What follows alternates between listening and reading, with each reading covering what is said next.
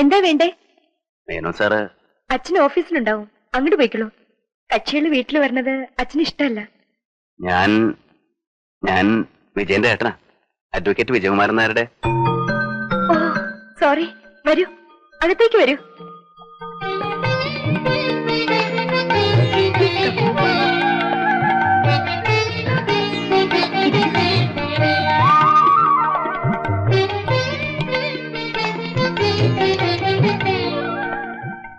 അച്ഛൻ ഞാനാണ്, വേഗം ഇങ്ങോട്ട് വരണം. വേണം, വെരി അർജന്റ്. ഒരാള് വന്നിട്ടുണ്ട്. നോ, അതൊരു സർപ്രൈസ് ആവട്ടെ. വരൂ, അപ്പൊ കാണാം. Very distinguished guest. അച്ഛൻ ഇപ്പൊ വരും. കുടിക്കാൻ എന്താ എടുക്കണ്ടേ? വെള്ളം മതി. ഞാൻ ചായ എടുക്കാം. എന്താ കുട്ടിയുടെ പേര്? ശോഭ.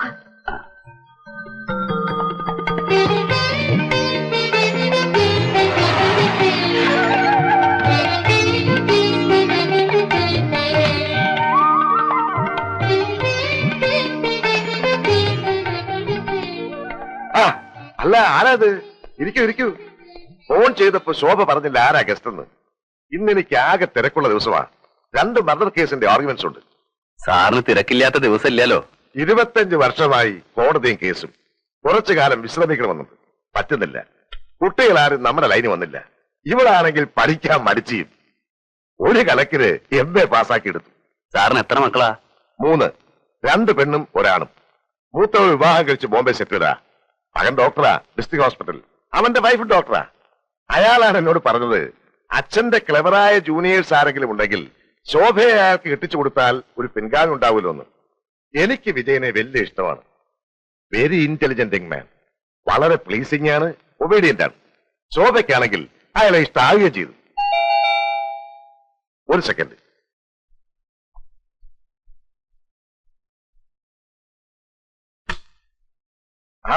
വരണം. ഇല്ല, ഞാൻ ഓഫീസിലേക്ക് ചെല്ലട്ടെ.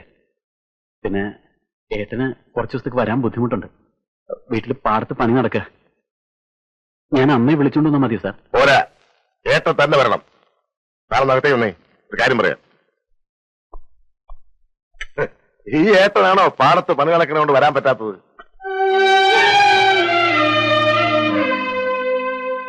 ഏട്ടാ, ഏട്ടന് വലുത് പാടവും പറമ്പും മറ്റാരുമല്ല, നീ തന്നെയാ. ഇനി സാർ ഓഫീസിലേക്ക് വെക്കൂ. ബാക്കി കാര്യങ്ങളൊക്കെ ഞങ്ങൾ തീരുമാനിച്ചോളാം. ഞാൻ ഓഫീസിലേക്ക് ചെല്ലട്ടെ. ഇങ്ങോട്ട് താവണ്ണേ, ഞാൻ ശരിക്കൊന്ന് കാണട്ടെ. കാണു മരുവളുടെ ഫോട്ടോ. നിനക്ക് ഇഷ്ടമായോടി?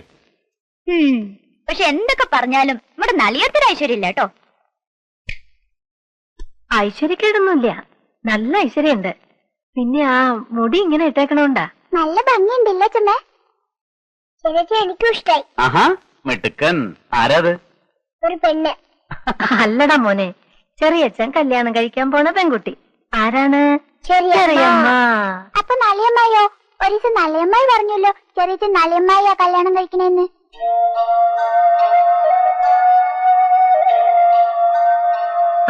ഇനി മക്കള് പോയിരുന്ന് പഠിക്കേ ചെല്ലേ.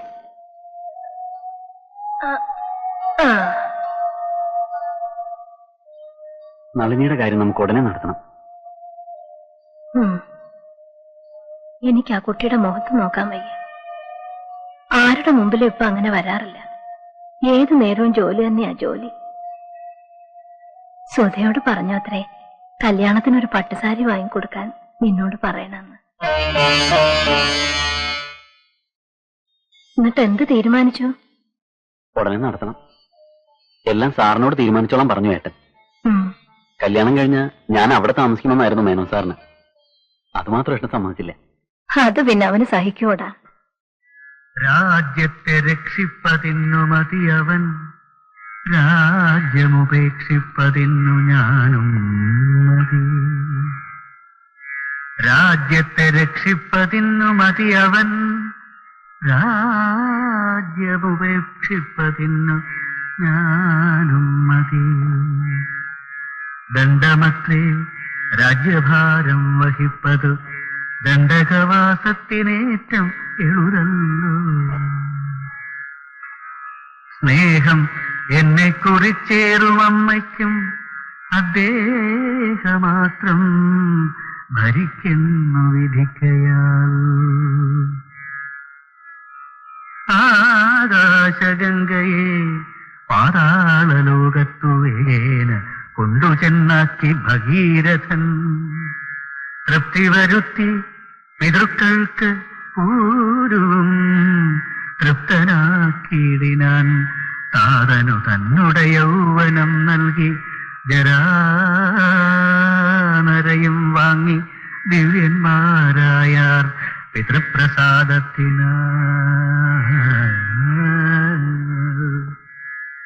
അല്പമായുള്ളൊരു കാര്യം നിരൂപിച്ചു മൽപിത ദുഃഖിപ്പതിനില്ല അവകാശം.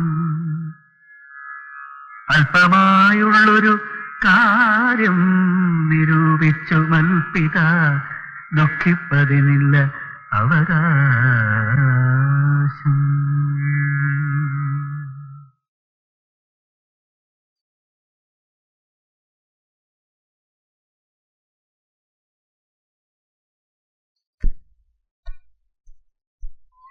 മാലോ, മേശയിൽ കാശ് ഇരിക്കുന്നുണ്ട്. പെയിന്റ് അടിക്കാർക്കും പണിക്കാർക്കുള്ള കാശ് കൊടുക്കണം. ഇന്ന് ചിലപ്പോ ഞാൻ തിരിച്ചെത്തിയില്ല എന്ന് വരും. ഉറക്കളെത്തി കാത്തു നിൽക്കാനും കരയാനൊന്നും നിൽക്കണ്ട. അപ്പോ കുറിപ്പണം വാങ്ങാനല്ലേ പോണത്? അതെ. എന്നിട്ട് എനിക്കൊരു ദിക്കിൽ പോകേണ്ടി വരും. എങ്ങടാ പോണെന്ന് പറഞ്ഞിട്ട് പോയാ കുടുംബത്തുള്ളവർക്കൊരു സമാധാനം ഉണ്ട്. ഇത്രയൊക്കെ സമാധാനം മതി. സമാധാനം കുടുംബത്തിരിക്കുന്നവർക്ക് മാത്രം മതിയല്ലോ സമാധാനം. ബാക്കി ആർക്കും വേണ്ട എന്ന് ഞാൻ പറഞ്ഞോ? പിന്നെന്താ പറഞ്ഞ നീ? ഓരോരുത്തർക്ക് അവരുടെ സമാധാനം, ജീവിതം, സുഖം. പിന്നെന്തൊക്കെയാ വേണ്ടേ? എല്ലാവർക്കും വേണം ഇതൊക്കെ. അതാർക്കും മനസ്സിലാവില്ല ഒരുത്തനും. പോത്തിന്റെ കാര്യം പറഞ്ഞ പോലെയാ. ഇടംപോത്ത് നിന്നാലും കരി താഴ്ന്നാലും കല്ല് തടഞ്ഞാലും അടി മുഴുക്ക വലമ്പോത്തിന് തന്നെ. അനുഭവിക്കുക തന്നെ. ഞാൻ പോണു.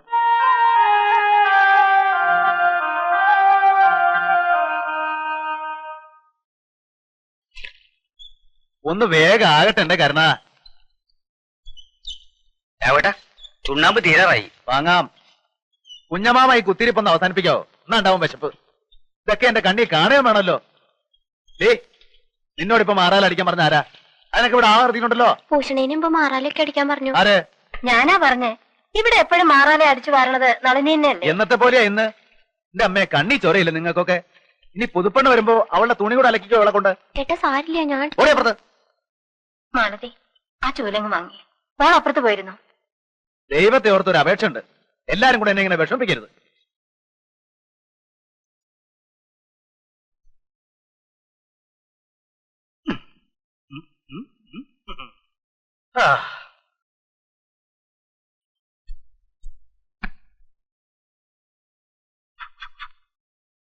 അച്ഛൻ വന്നേ. സ്കൂളിൽ പോയില്ലേ രണ്ടാളും? 4 മണിക്ക് വന്നതാ. എന്താ അച്ഛാ അത്? ഒന്നുമില്ല, പോയി കളിച്ചോ. ആ, എല്ലാരും എത്തിയോ?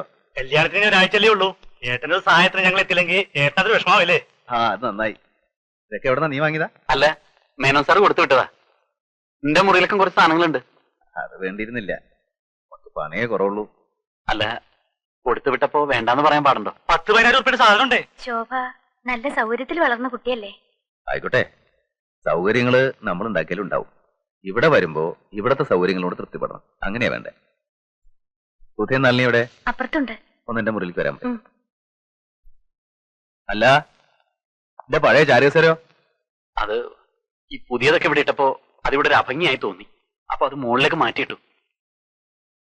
പകരം ചൂരൽ നെയ്ത പുതിയതൊരെണ്ണം കൊണ്ടുവരാൻ പറഞ്ഞിട്ടുണ്ട്. പുതിയതൊന്നും വേണ്ട. ഏട്ടൻ പഴയ ആളല്ലേ. എന്റെ വേർപ്പും ചെളിയൊക്കെ പിടിക്കാൻ പഴയ തുണിക്കസര തന്നെയാ നല്ലത്. അതിട്ടിട്ടുണ്ടാവണം അഭംഗി എല്ലാരും അങ്ങ് സഹിക്കുക.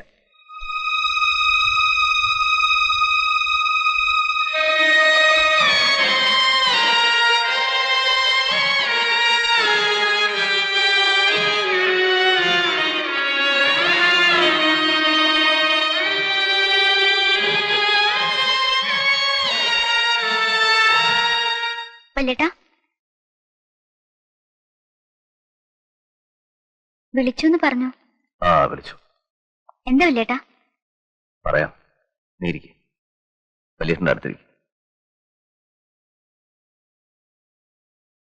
അച്ഛൻ മരിക്കുമ്പോ നീ കൈക്കുഞ്ഞ അവിടെ നിന്ന് എല്ലാരെയും വളർത്തി ഈ കുടുംബം ഇത്രത്തോളം എത്തിക്കാൻ വലിയേട്ടം പെട്ട പാട് നിനക്ക് മനസ്സിലാവില്ല. മനസ്സിലാവണവര് അതൊക്കെ മറന്നു എന്നാ തോന്നേ. ഇന്ന് വരെ സത്യക്കേട് കാണിച്ചിട്ടില്ല വല്യേട്ടൻ. പക്ഷേ ഇപ്പൊ ചെയ്തു എന്നൊരു തോന്നല്. മനസ്സിന് സമാധാനമില്ല. വല്യേട്ടൻ പറയണത് എനിക്ക് മനസ്സിലാവണില്ല.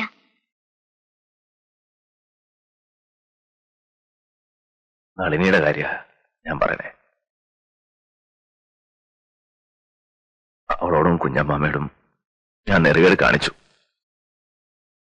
ശരിയാണ് വല്യേട്ടാ. വല്യേട്ടനത് സമ്മതിക്കാൻ പാടില്ലായിരുന്നു. ഞാനത് ഏടത്തിയോട് പറയും ചെയ്തു. എല്ലാം അറിയണ വല്യേട്ടൻ തന്നെയല്ലേ മേനോൻ സാറിനെ പോയി കണ്ട് കല്യാണം ഉറപ്പിച്ചത്. തെറ്റാണ്. വല്യേട്ടൻ സമ്മതിച്ചു കൊടുത്തു. എല്ലാവരുടെയും മുമ്പിൽ തോറ്റു കൊടുത്തു. സമ്മതിച്ചില്ലായിരുന്നെങ്കിൽ എന്താ ഉണ്ടാവുമെന്ന് ആലോചിച്ചിട്ടുണ്ടോ നീ? എന്താ ഒന്നും മിണ്ടാത്തെ? തെറ്റിപ്പിരിഞ്ഞു പോകരുത്. എല്ലാരും വേണം വല്യേട്ടൻ. എന്റെ കണ്ണടയണ വരെ നമ്മുടെ കുടുംബം ഇതുപോലെ ഉണ്ടാവണം. അതുകൊണ്ട് നെറുകേട് കാണിച്ചു. വല്യേട്ടൻ ചെയ്തതാ ശരി. തെറ്റോ ശരിയോ എനിക്കറിയില്ല. എന്നാ വല്യേട്ടൻ ഇപ്പൊ ഒരു തെറ്റ് ചെയ്യാൻ പോവാ. ഇവളോട് കാണിച്ച് നെറുകേട് തിരുത്തണം. വിജയന്റെ കല്യാണത്തിന് മുമ്പ് നമുക്ക് ഇവളുടെ കല്യാണം നടത്തിവിടണം. അതിന് വല്യേട്ടന് മുമ്പിൽ ഇപ്പോ ഒറ്റ വഴിയേ ഉള്ളൂ. മോഹൻദാൻ.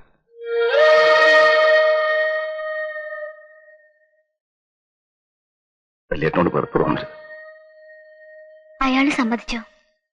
സമ്മതിച്ചു. എന്റെ വാക്ക് വന്നിട്ടില്ല. പിന്നെന്തിനാ വല്യേട്ട എന്റെ അടുത്ത് പറയേണ്ട കാര്യം? നമുക്കത് ഉടനെ നടത്തണം. പറയണം. നിനക്ക് ആലോചിച്ച ചക്കനാ. നാളെ നീ എന്റെ നേരെ കഴിച്ചുകൊണ്ടിരുന്നല്ലോ. പേടിയാണ് മോളെ. വല്യേട്ടന് ഇപ്പൊ എല്ലാരും പേടിയാ. ഏട്ടാ, അനുസരണക്കേട് വിചാരിക്കരുത്. എനിക്കിപ്പോ ഒരു കല്യാണം വേണ്ട. ഞാനിവിടെ ഇങ്ങനെയൊക്കെ കഴിഞ്ഞോളാം. മോളെ, നിനക്ക് വിധിച്ചത് ഇതാണ്. നീ ഈ വീട്ടിനുള്ളിൽ ഗതി കിട്ടാത്ത ആത്മാവ് പോലെ അലയണത് എനിക്ക് കാണാൻ വയ്യ. ഏട്ടനോട് ഇത്തിരിയെങ്കിലും ഇഷ്ടമുണ്ടെങ്കിൽ ഏട്ടന്റെ വാക്കിനായിരുന്നെന്ന് പറയരുത്. പറയോ? സുധയുടെ ആദ്യം നടക്കട്ടെ. പിന്നെ ആദ്യം നിന്റെ. അവളെക്കാൾ മൂത്തത് നീയാ. ഏട്ടനെ നീ വേറെ ഒന്നുമല്ല. സുധേ, നള്ളിയെടുത്തിട്ടുള്ള സ്വർണ്ണ ഉടുപ്പൊക്കെ താഴെ ഇരിക്കുന്നത്. വല്യേട്ടന് 3 പോയി വാങ്ങിയതാ. ഇഷ്ടമായ നോക്ക്. കരയാതെ ചെല്ലു കുട്ടിയെ.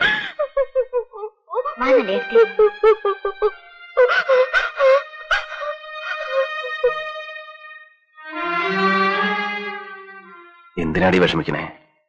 എന്നോട് പറഞ്ഞ പോരായിരുന്നു. ഞാൻ അവരോട് സംസാരിക്കായിരുന്നല്ലോ. കുട്ടികളുടെ മുമ്പിൽ ഇങ്ങനെ സങ്കടപ്പെട്ടു. വേണ്ടായിരുന്നു.